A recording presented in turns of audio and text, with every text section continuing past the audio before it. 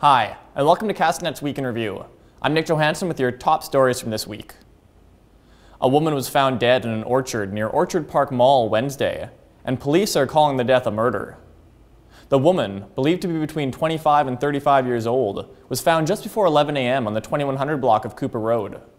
Thursday, police called the death a murder, but assured the public they do not believe it was a random attack. The cause of the woman's death has not been released at this time. An elderly woman is still missing after a Penticton home burned to the ground Wednesday night.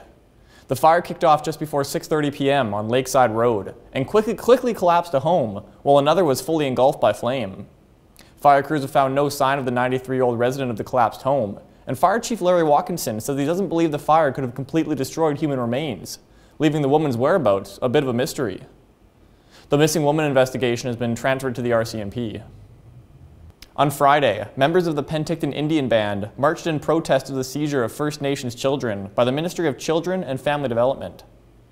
Protesters, who marched from the Green Mountain Road Bridge to the Ministry of Children and Family Development office, said the government does not respect the First Nations extended family system and has not been consulting with the Indian Band staff prior to seizing children.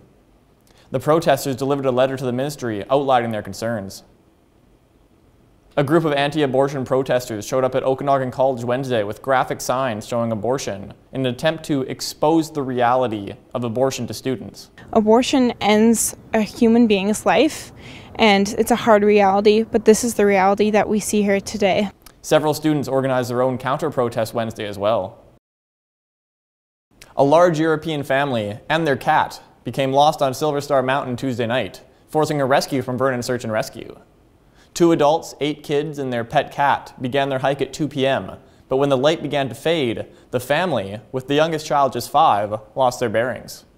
Using ATVs, rescuers were able to find the family, cold and lost, west of Proctor Lake, and led them to safety. That's it for this week's Week in Review. For Castanet News, I'm Nich Johansen. Read letters to the editor in our letters section under the opinion button in the yellow masthead. Email your letters to letters@castanet.net.